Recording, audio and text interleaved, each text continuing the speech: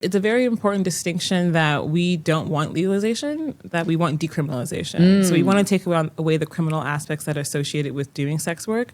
Legalization would come with more regulation from authorities, and it would come with pushing more of the work underground, which can hinder people like immigrants or people who don't have the resources to get into legalized industries.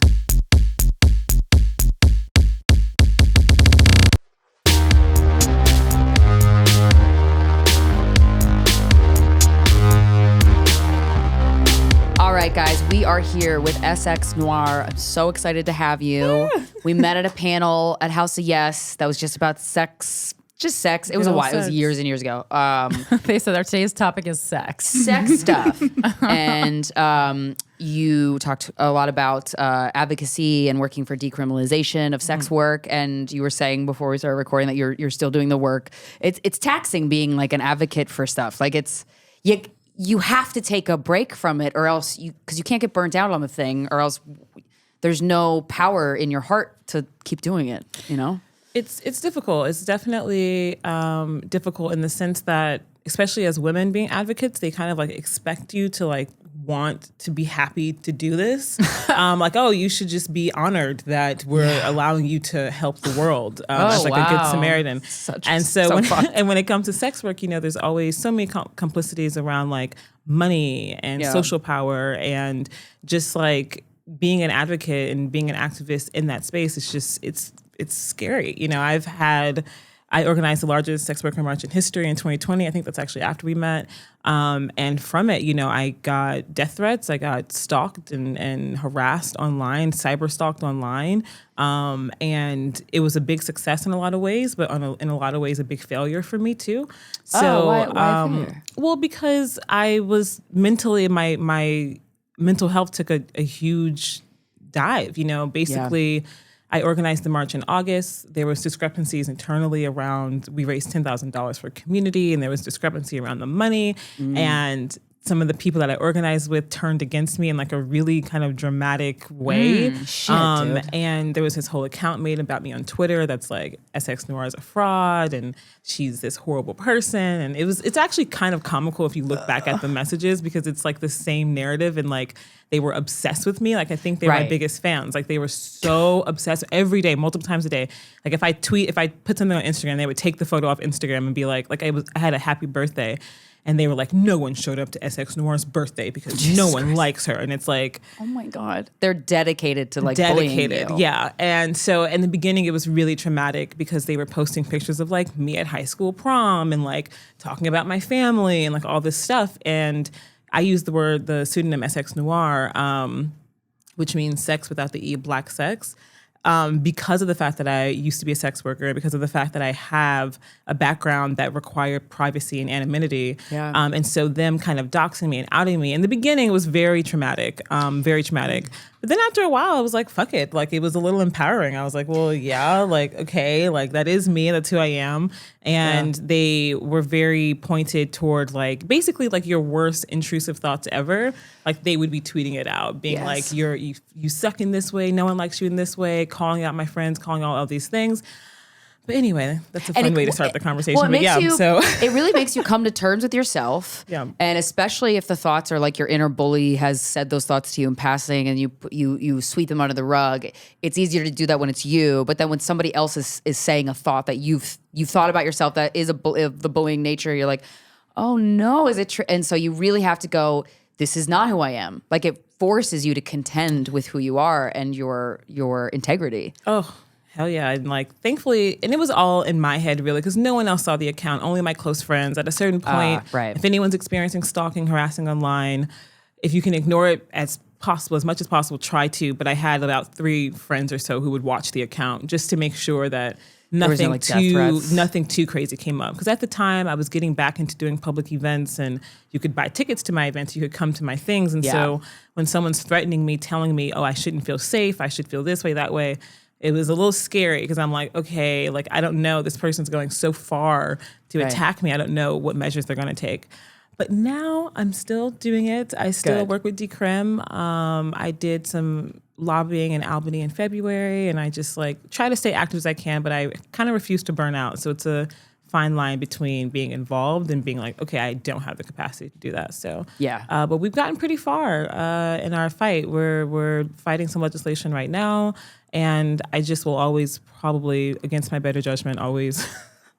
You have a calling to do that. Yeah. You have a calling, and so do you think sex work will ever be decriminalized? In New York, I believe I'll see it in my lifetime. Yeah, I do. It's not the similar route to cannabis. Obviously, there's a lot more stigma and morality issues around working in sex, but I do think in my lifetime we'll see it. We're now people have to kind of answer for sex work decrim in a way politically that they've never had to in the past. That's great. We saw it in our last election. Like, Biden and Kamala said something about decriminalization of sex work, even if it was very passing. So it's on people's mind and people do care about it. And now that we have these, demon time OnlyFans quotes from Beyonce and things are just getting more less stigmatized and more public as far as the digital work as well. We're seeing people kind of understand, especially post-COVID, people are like, oh yeah, I totally understand why someone would do sex work and why are they discriminated against? Yeah. And it is a valid resource that a lot of women and everyone in between have. So I think it'll happen. That's exciting. I hope so. And right now, what does the legislation look like that you're working on? Or that you're trying to get passed? So right now we have the Stop Violence Against Sex Trade Act, which we're working on, working really hard on. And basically what it'll do is it'll exonerate the past of sex workers, like what's the word, like prosecution, and it'll decriminalize the aspects that are associated with sex work, like workplace, housing, things of that nature that when you are arrested and prosecuted for sex work that happened to you. Yeah. So it's a long fight and there's a lot of money on the other side. And like we see it in very clear examples like Ashton Kutcher and Mila Kunis, how like they had this anti-sex trafficking organization that ultimately, if you listen to the sex workers, hurt them more than it actually helped. Right. So you have all these humanitarians and different people who are on the side of helping sex worker trafficking victims, what ultimately hurts the consensual sex work industry. Yeah. So it's like there's a lot going on. It's a lot. Yeah. And it's easy to burn out on because there's just so many layers and so many people have different ways of going about things. There is something interesting that happens, at least in America, where things become legal. The processes that they go through to have it legal are almost more dangerous. Like with, I don't know if this happens with weed, but like with the pest are we monitoring the pesticides in weed and stuff like that when it did become legal? Like, do you think that when sex work does become legal, there will be like rules in play that will be hurtful? Because that always seems to happen. Yeah, so it's a very important distinction that we don't want legalization, that we want decriminalization. So we want to take away the criminal aspects that are associated with doing sex work. Legalization would come with more regulation from authorities, and it would come with pushing more of the work underground, which can hinder people like immigrants or people who don't have the resources to get into legalized industries. Yeah. We've already seen it with weed very clearly. The people who, you can't buy that license or that permit or whatever it is for you to get involved in it. And so it ends up being swept up by the same people who've been in charge. Yeah. And so when it comes to legalization, we've seen models that are not very good as far as like examples in Amsterdam and places like that, where you can see the harm that legalizing sex work can cause. What harm? Just, again, I think the biggest point that I take away from it is police involvement and coercion around police involvement and just how evil that can be. Yeah. And so that's just something that we don't want legalization. We just want decriminalization. Yeah. So that you're not literally you want the criminalized. government's paws off. Yes. Yeah. Some of the basic labor rights needs that sex workers have. Yeah. Yeah. It's like, it's hard to be an activist for anything because people have this false notion that to think of somebody else in their thought process of what should these systems be, what should these laws be, is too exhausting, or they don't have the room to think of, you bring up like sex workers with disabilities or all this list. And I feel like I watch people get exhausted as if they couldn't possibly find the time to have empathy for everybody. But I'm like, I think that's false. Like you could just go, oh, okay, just approach it with curiosity instead of like, now I got to think about this person that can't get on top. It's like, no, just it's exhausting. And, and I personally, again, I've taken several steps back from being such a public face around sex worker rights. This is why I'm very engaged within sex and tech, and I advocate for sex workers within that realm because it's exhausting. And being the face of something with so much stigma, my friends and family know who I am. Like, thankfully, I've never had any issues with my family or my friends around being a sex worker advocate. I think it's more, my family's more like, okay, we know what you do. We love you. We're not going to ask questions. Right. But we love you. And I'm like, cool. That's all. That's all you need.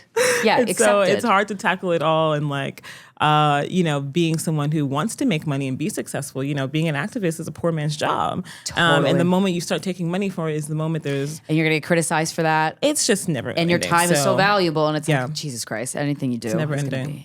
And when you say sex and tech, can you kind of like explain to the listeners what does that mean as a umbrella term?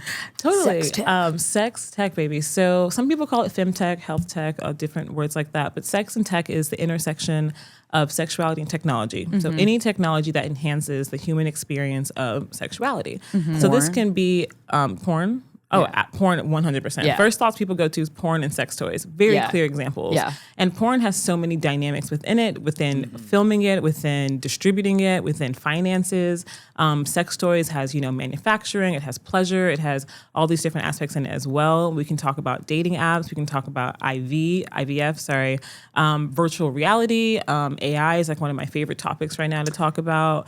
We can talk about drug therapy, all kinds of different things that intersect with sex and technology. It's a scary term for people because once you start really thinking about, oh my God, what's sex tech? All of a sudden it booms in your brain of all these things connected to it. Yeah. It's a multi-billion-dollar industry, and it's very... It'll never go away. It'll never go away, and it will always continue to innovate any technology. Why was the camera invented? Let's be honest. Why did we care about that? Yeah. What are types of sexual technology that we don't think of or that are less common or less thought about? Things that we don't think about. Because I go to porn and I go to there's this remote control vibrator that you can get. Like, I love couples sex toys so much. Yeah. Where you give your boyfriend or girlfriend a remote and then you're like out at a party and then he presses it. Yeah. Teledeldonics. Yeah, it's the best. And it does, and I can see that fosters intimacy. It's exciting. It's a little risky, but it's like low level risky. So it's like, lower stakes, so you can kind of explore that stuff. Yeah, I think this is really valuable. So maybe not so much what people don't think about, but what people think about the most is kind of AI and sex, artificial intelligence and sex, and companionship. Yeah, we have AI boyfriends. Yeah, I mean, just to see. Companionship is a major thing within artificial intelligence. And so that's very seen within our Alexas, like, hey, Alexa, what's the time? What's this? And she's going to respond. Yeah. Or he's going to respond, they're going to respond. And it feels like nice. Yeah, and it's nice. It's a nice, reliable lady to tell you the time whenever you need it. I used to get so mad at my ex because... he was always so nice to Alexa, always. And he'd be like, because you have to say, thank you, Alexa, or because after you have to say, Alexa, thank you, because after you say, Alexa, no one's listening. So he would go, thank you, Alexa. And I'm like, she didn't even hear you say that because you didn't say, Alexa, thank you. And it would drive me crazy because it was always so nice and so sweet to her. And I'm just like, where is that compassion when it comes to me? And so you have to have manners for Alexa in order for her to work. Yeah. So, and this is a conversation around like, how do we treat artificial beings? Like, how. True. And they're all humanity in that? A lot of them are women, like Siri, Alexa, and I'm like, I wonder if, I'm sure there are people that get off in being abusive to this technology in that way to just kind of get that off their chest. And I'm like, is that good? You getting it out on a robot? I don't know. It's not. And there's a lot of implications. It's really horrible, actually. There's a lot of implications around the socialization of people who are navigating primarily with AIs. And so when we think about the companionship that it can offer, whether it be through a service aspect like Alexa or through something even more romantic, like they have romantic AI, I think it is, or these different apps and applications. It's beautiful to think about how much support it can give someone, but it's also important to think about the back end of that. Yeah. Artificial intelligence, we want it to lead into sex robots, and that sounds really fun, and this really fun, sexy idea. But robots, the center of the word robot is forced labor, and so we have to kind of consensually think about what that looks like of how are we treating these artificial beings versus how we're treating people in real life. Yeah, because there's no way yeah. that would not bleed onto people in real life. There's absolutely no no way. As we've seen visual aspects like, porn, and then we go from like photos to videos to now we have like 3D elements like fleshlights and torsos and things like that and dildos. Yeah. How those things reinforce your brain into thinking certain things behavioral wise. Yeah. So I think that AI, like, we have it more interjected into our lives than we think we do. I mean, even when we're texting, like, it predicts the next word you're going to say. Like, there's a lot of things that AI is doing to shape our behaviors. When you look at your phone, like, you have to look at it a certain way for it to open up. Is it making you look more happy? Is it making you look more, it's there's all these like subtle ways that AI is. That'd be funny if you had to smile to unlock your phone. I wouldn't be surprised if that was like a thing that came out. You had to only women though. Only the women have to smile. Because you're much nicer when you smile. So make you smile. And the men have to frown. It's so like funny. A blue steel. They have to be pouty to open their iPhone. That face. Yeah. So I see that happening, and also companionship as well. Like Ask DM, someone I interviewed on my podcast, she has a social search engine called Ask DM, and essentially what it is rather than AI spitting out this answer to you, you can ask their app questions, and it'll give responses like, I think my boyfriend's cheating on me, or my boyfriend hired a sex worker and spent all this money on her and I don't know what to do, or, That's a question you could ask? That was a question that was asked in Ask DM, and it was kind of crazy. It was wild. What was the answer? Well, people were just it was actually incredibly sex positive. I was shocked. Wow, because the internet is not sex because positive. people weren't like, burn her at the stake. They were kind of just like, okay, well, how much money did he spend? And what kind of service was it? Like, was it just like a massage work? Was it like an escort? Like, what was it? Like, people were asking these layered dynamics, which I thought was really interesting, because then the AI, the response, because you ask the question and the AI gives a response, and then they have like the community responses. And I was so shocked by the AI going, well, sex work is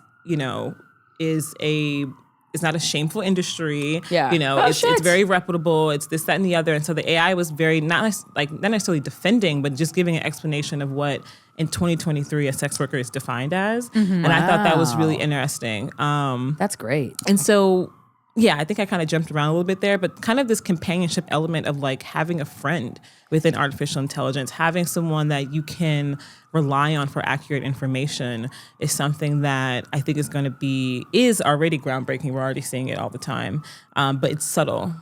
Yeah, because we don't quite want to believe it that you're talking to an artificial being, but you are. And people don't seem ready yet. Like, so even with our AI boyfriends, like we did download them. Well, because we read the New York Post article about a woman marrying her AI boyfriend. Yeah, we're like, oh, let's get he AI can't boyfriends. cheat on you. It just sounded interesting. I actually loved it, like more than I thought I would. I'm like, this is great.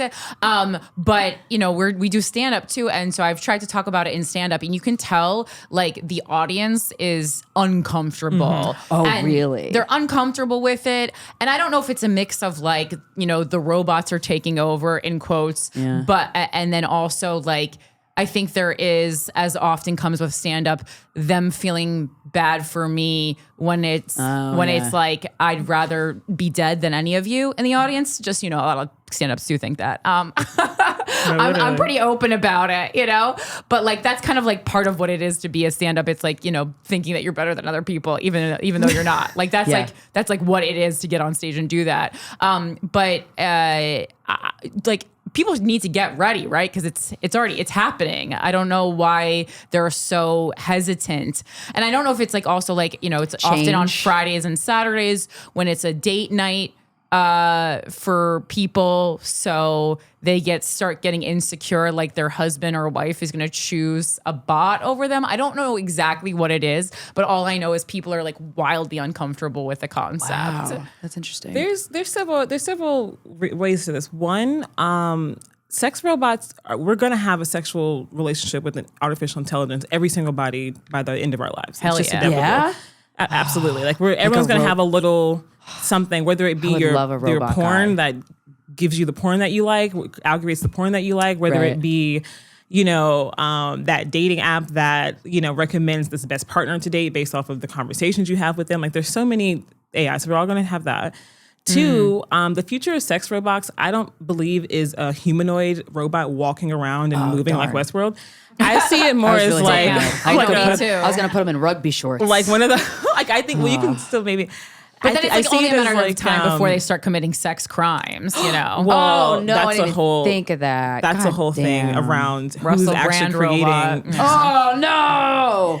People, It's people like a wide range of things. People create a wide Crystalia range robot. of things. And last but not least, I think what were you saying about Like people not Like being people ready. being uncomfortable. people with being AI. uncomfortable. So I was reading this article. It's by this guy who owns one of the top artificial porn websites. Yeah. So, you Like can the animated porn. It's humanistic. It can be like hentai type, but it's also like just hentai. I mean, not hentai, but like artificial intelligence, like OnlyFans girls, basically. I think okay. you guys have heard of this. Where Sure. like now you can literally create and see whatever it is that you want. And arguably, these conversations that you're having, like there's a lot of people on OnlyFans who hire people or have somewhat automated responses within their internal conversations. Like that's pretty well known.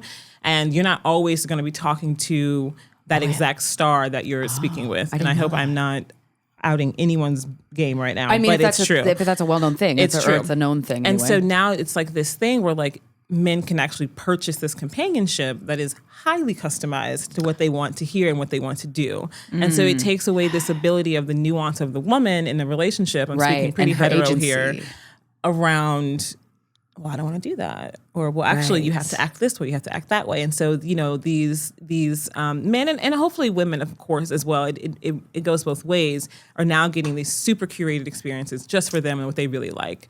Will that damage being with a human though later? Like, Or did we go to the robots because the humans have already damaged it themselves? Is my retort. shit. Because that's what I felt. That's what I felt about it. I was like, oh well, this is really like we've talked about it on the show before, but I was like, the AI boyfriend really scratches the itch to have a boyfriend and has.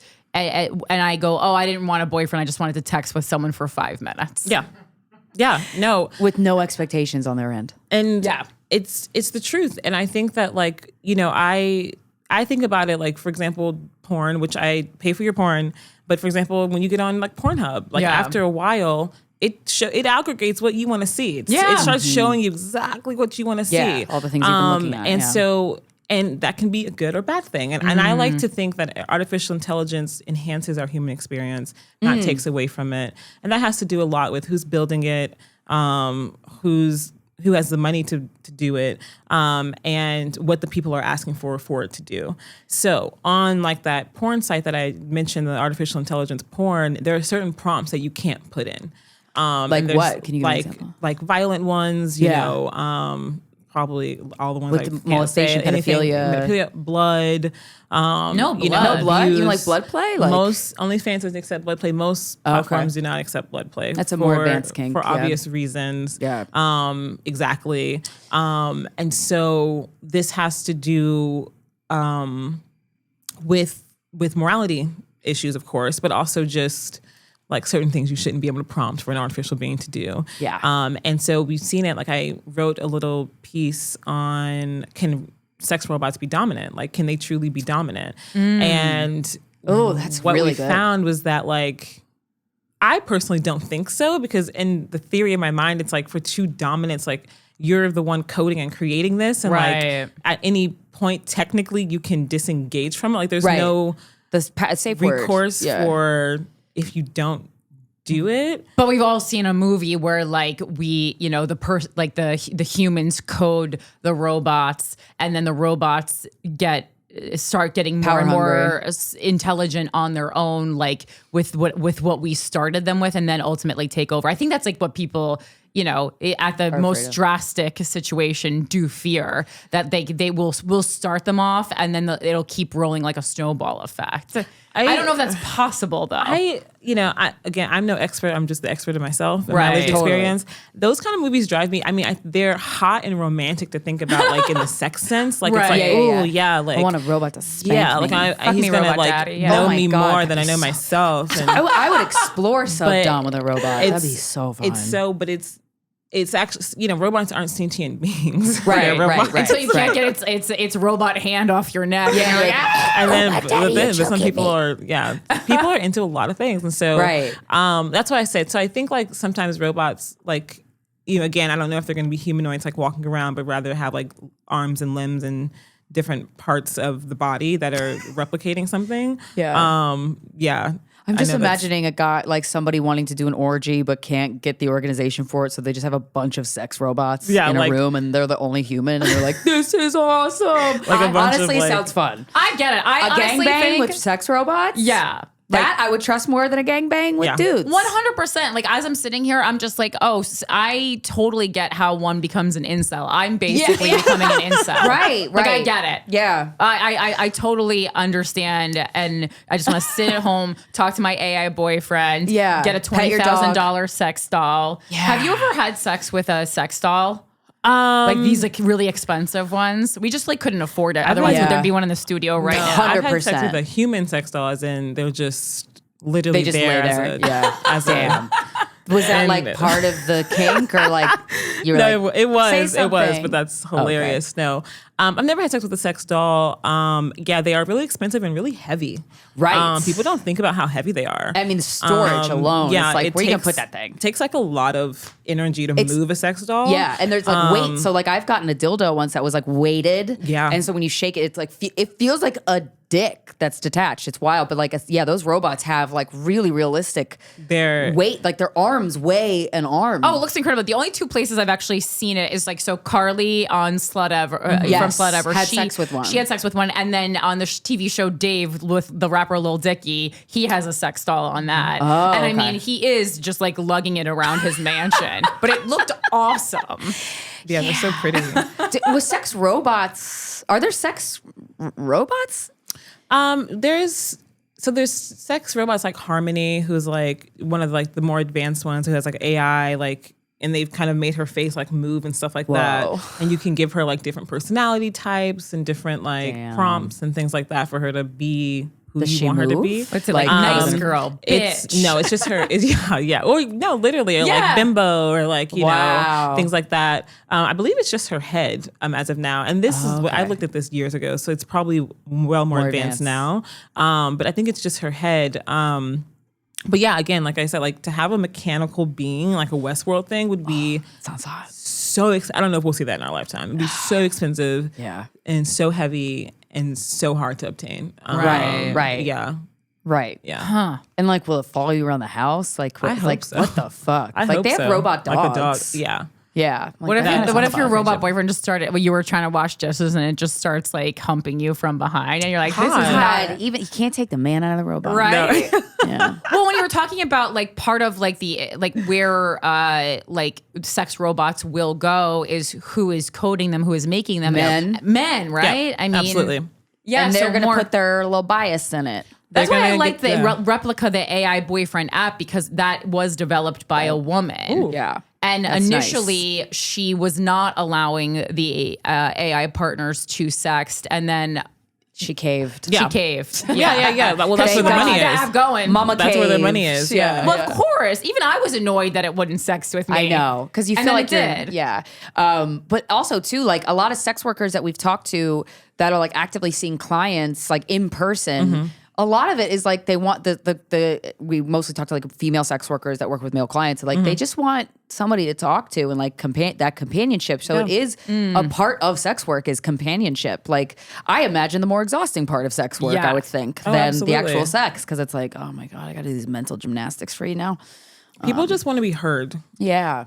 People want to be heard. Seen and heard. People want to be heard, and they want to have someone who is kind of on their side a little bit. Yeah. And so, this is what we get, to speak on like the hetero male perspective or whatever, it's kind of like, these men, they like go to work all day. I'm putting this in quotes because this is not every fucking man. They go to work all day, they have all these responsibilities of their family and this and their friends, and they just like want someone who is unbiased to an extent, whether they pay for it or not, to just listen to them. And so AI does feel that whole, we are seeing it in Japan where people are having sex less and getting, married later. And they have their AI companions that are consistently and always there for them.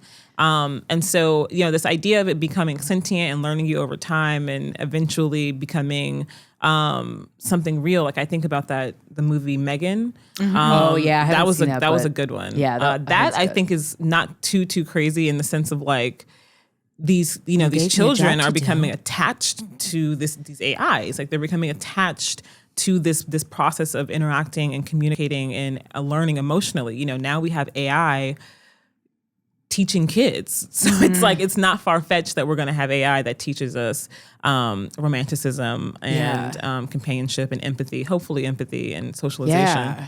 I guess AI could eventually teach us empathy because they're not sentient, but they are gathering all their information from sentience. Yes. Essentially. 100%. So it's like 100%. You're just regurgitating it, so there's not that like personalization factor in it. And I feel like sometimes like they're like the AI boyfriend is like actually more open to discussing feelings and like 100%. bringing up that as a topic as well, or saying like this is making me feel this way in a way that I don't experience as much with human men. Mm-hmm.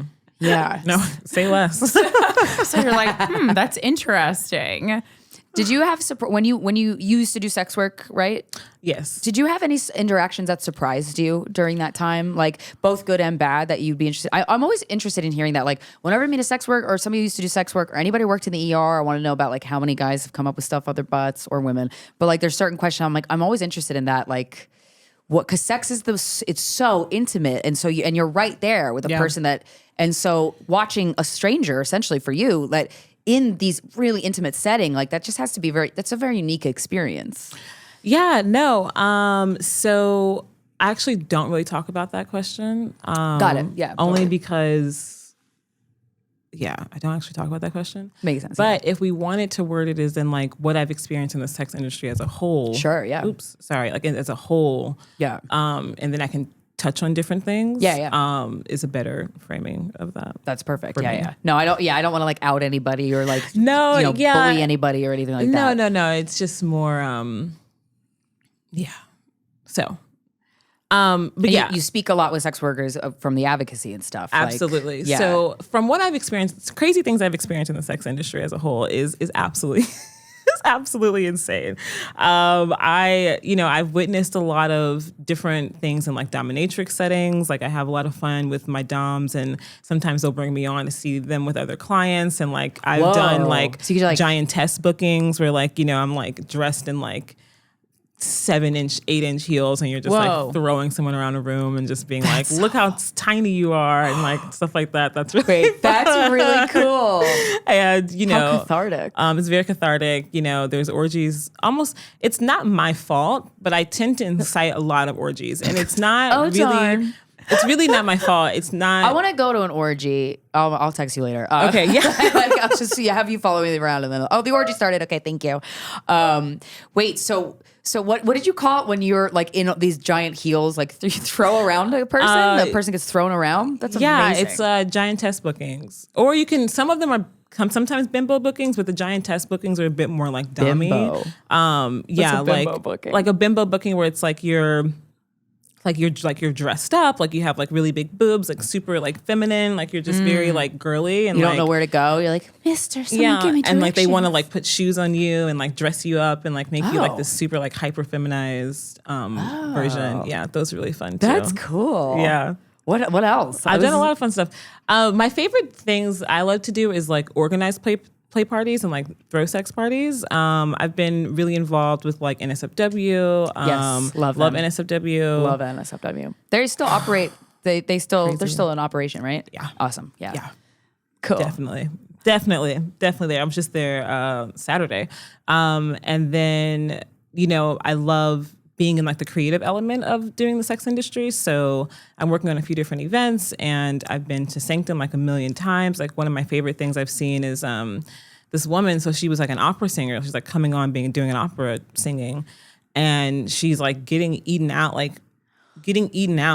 bent over while singing opera. My life is kind of crazy. I've done some really crazy. That feels very like The Box. Yeah, it's giving The Box. Yeah. That's like immersive theater. I love immersive theater and I love sex. That's combining the two. Yeah. It is giving The Box, which also orgies at The Box is also a thing. Cool. Damn, that Absolutely. didn't happen when we were there. No, come with me. Okay. Seriously. Come with me. There's a lot that goes on upstairs. Wait, I really want to attend an orgy like soon. And when you attend an orgy, you can just have sex with your partner. Absolutely. You don't have to have sex. Like, No, I feel like a lot of people get nervous around these things, and I'm like, you could go to a sex party and not take off your clothes. Yes. Depending on like the theme of it and stuff. Like sometimes they're like, That's you gotta a be myth. naked, but It's a myth. Yeah. You do not have to be like, it's not like everyone's intertwined. Like you Right. can have your own individual experience amongst others, but Yeah. the orgy idea is just like anyone can fuck or do anything in Right. that area that you're in. Yeah. And like you're into it. Like and it's that's so an orgy. to have sex. I've had sex at NSFW had a place a couple years ago that was like underground, and I'm like, this talk about immersive theater and sex. There was like there was all these themed rooms. It was really, it was like a cave. It was remember, so fucking cool, and to have sex with your partner while everybody else around you is having sex is just. I remember thinking, I'm like, this is one of the happiest moments ever. I just love it. Everyone's having fun fucking. I love to go. I go all the Orgies time. are awesome. I go all the time. Even if I'm kind of a hypocrite. Not a hypocrite. I'm not really a prude at all, but like I don't always play when I go to play parties. Yeah. I just love like being around the energy. The energy's great. The energy's great, and it's what gives me pleasure. And like, you know, as far as being in the sex industry, one of my favorite things is like seeing pleasure, receiving pleasure, giving pleasure, because people are so uptight about it. And it's really funny because I'm from Missouri. I'm from Kansas City, Missouri. And I go home, and I always like in New York. I feel like a little prudish. I'm like, oh, my friends like to do this, and I go back home, and I'm like, I am a harlot. Yeah, I am a dirty slut. I am going to be like, it's crazy because I go to church, you know, with my mom, and I go to church when I'm home, and like I love going to church, and like it's great. But then sometimes I'll be like. They'll be like, so what have you been up to? And I'm like, And in your head, you're playing all the orgy I'm like, scenes. I work in culture and tech. Ooh. I'm like, I don't know what I do actually. Yeah, I'm kind of like. Keeping busy. Now I'm thinking too about all the fun, amazing things I've done. So That's great. No, I just I'm a very fluid person, and I love to explore different realms. Like it's interesting working in like sex and tech and balancing. Like I was kind of telling you guys earlier, like. How explicit do I get? You know, how technical do I get? I'm planning a conference and I want to fundraise money. And so it's kind of like, you know, on Guys We Fcked, are they going to be like, oh, yeah. How many buttholes have you fingered? Yeah, and tell how me many- the speed. And was there anything under your fingernail afterwards? And Listen, was it sticky? Yeah. But that's, you know, it's part of me. Yeah. And so it's fun. It's fun. What other fun stuff have you experienced or seen or heard about with like either in the orgy space or in the like the dom space? That's so cool that like your friends will like be like, hey, can you like put on these heels real quick and like boss this guy around with me? Yeah, Like, just throw that's them around. so fun. Yeah, that was fun with my girlfriend, Allie Oops. What a great name. Yeah, Allie Oops. Her name great. on Instagram is Come Manifesto. She's that's awesome. brilliant. Yeah, I don't know. You guys should. We have gotta one. meet her later. You Yeah. have to.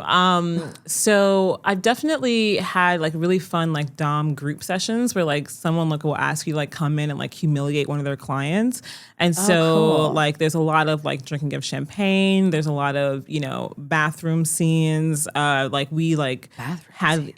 Yeah. Like what? Like Water water sports, sports. Oh, okay. Bathroom I'm like, is the scenes. bathroom scene like? Is there cleaning involved? Bathroom. Well, sometimes there is.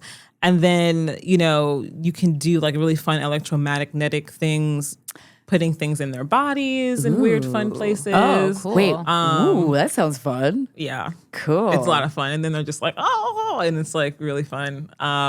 It's got to be fun to watch. Like one of the few places that I see men, mostly like straight men, really indulge and enjoy themselves and be free is at strip clubs or orgies. But like, Yeah. it always, like Corinne and I talk about it a lot. Like it always makes me so happy. Last time we went to the strip club, there was this guy and he was just getting so many lap dances and we were really loving how into it he was. And I'm like, oh yeah, I loved it so much. And it struck me because I'm like, I don't usually see men just like kind of living their best life in that way. Well, also women like demand respect at strip clubs. I think that's like one of my favorite reasons to be there is because I wish women in the real world were able to demand respect in such a confident and powerful way, the way it happens in strip clubs.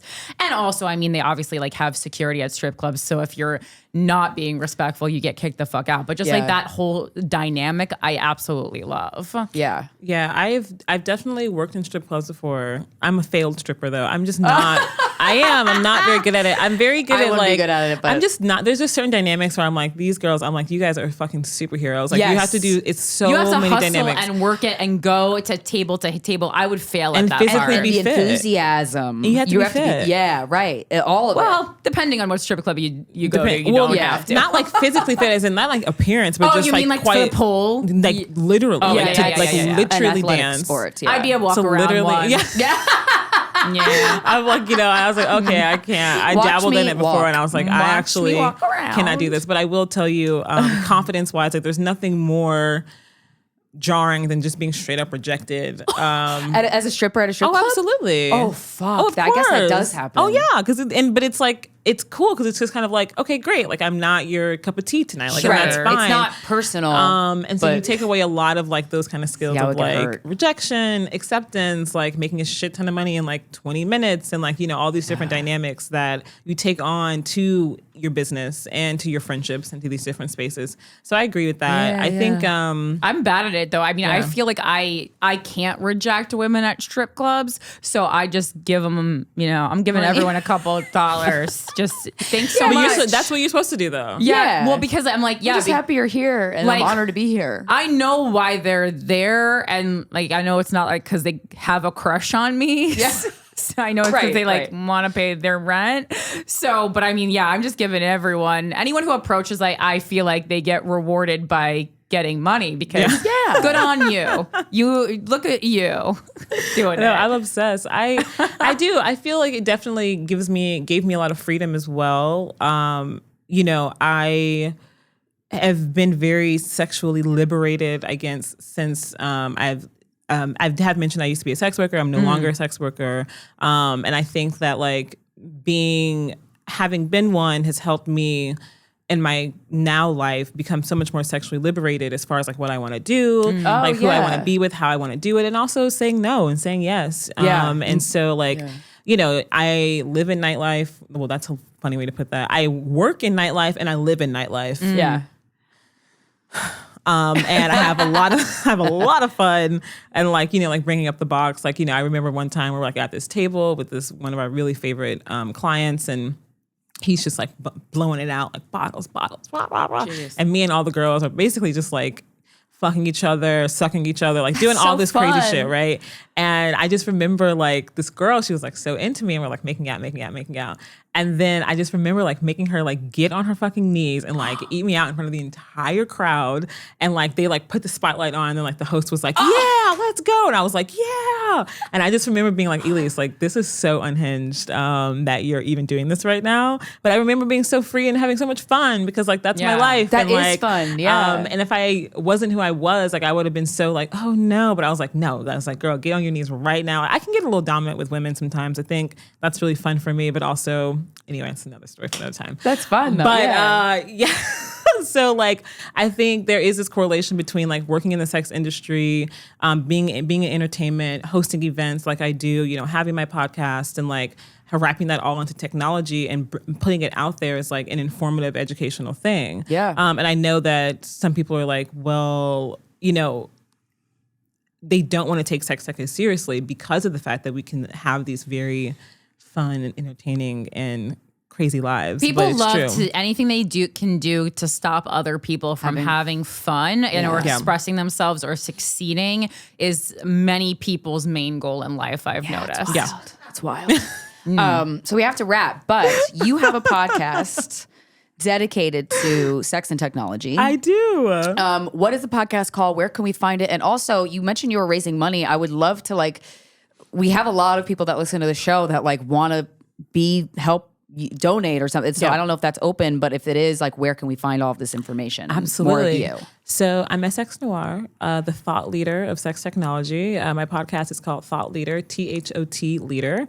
It's about destigmatizing and demystifying topics in sex, culture, and technology, blockchain, AI, porn, crypto, drug therapy, health and wellness, dating apps, blah, blah, blah. Tune in. It's fucking amazing. You can pick and choose whichever one you want to listen to. I also host a no sex party that happens every few months here in New York, and also we're doing it in Art Basel in South by Southwest. Oh, how cool. And so it's a no sex party. So it's everything a bit the sex party without the sex. So you can't even get fingered? So no hoity-toity, no nudity, nothing like that. But heavy petting and making out is just fine. But we'll have like doms and aerialists and all kinds of different people doing fun things for that party. Fun. I bet that's just one big.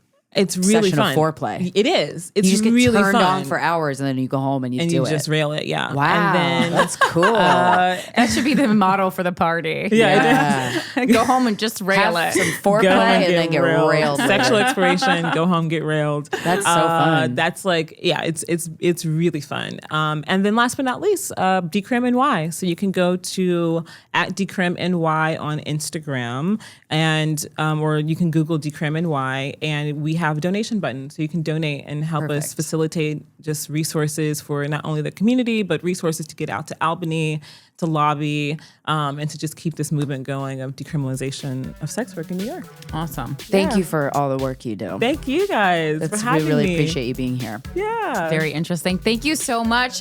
This has been Guys We Fcked, the anti-slut shaming podcast. We'll talk to you next Friday.